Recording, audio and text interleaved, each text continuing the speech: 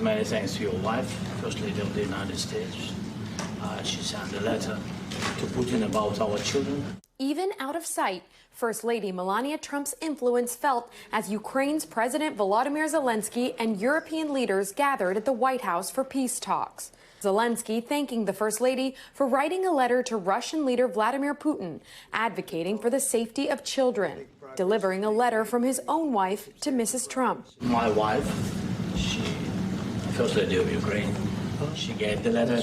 It's not to you, to your wife. It comes after President Trump hand-delivered the First Lady's letter to Putin on Friday during their highly scrutinized meeting. She loves children, and she hates to see something like this happening. We want to see something other than funerals. No, she felt it was a beautiful letter. It was very well received by him. In the letter, the First Lady references the plight of children caught in this war, saying in part, "In protecting the innocence of these children, you will do more than serve Russia alone. You serve humanity itself." Stopping short of addressing Ukrainian children abducted in the war directly. Ukraine has called the kidnapping of at least 20,000 of its children taken to Russia or Russian-occupied territory a war crime. In reference to the First Lady's letter, Zelenskyy saying on X, "Her voice matters, and her care gives strength to this cause. We are working tirelessly to bring every child home." The International Criminal Court has issued an arrest warrant for Putin, in part for his role in abducting Ukrainian children.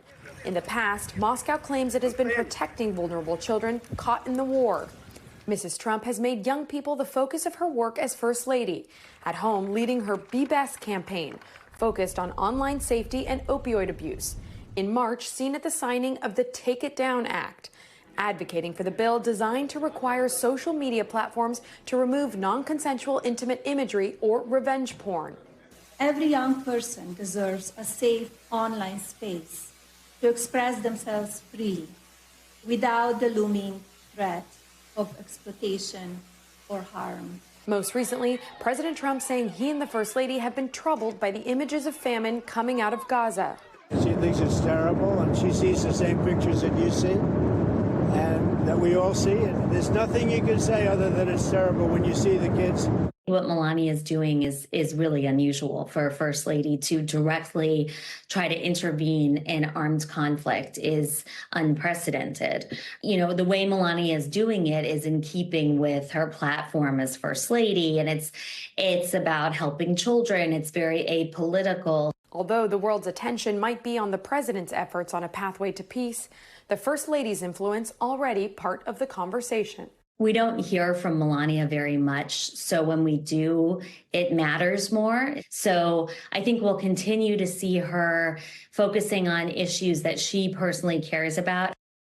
Monica Alba joins us now from Washington. Monica, you know, Melania has a very unique approach compared to other First Ladies. And it's interesting, she's taking sort of this leadership role, if you will, in sending that letter to Vladimir Putin. But we still haven't seen her in quite a while. It's a departure from other First Ladies. Exactly, Tom. She is famously quite private, and in fact, you aren't seeing her as much as you did in the first administration, and that is a choice that she is making. But behind the scenes, I am told that her influence on the president's decision-making process is simply unparalleled, that she makes her views very clear, and she is constantly communicating them to the president when it comes to the war in Ukraine, the war in Gaza, and that is why she has become the president's closest confidant, even if she isn't doing it out loud or as front-facing as some other First Ladies have done in the past.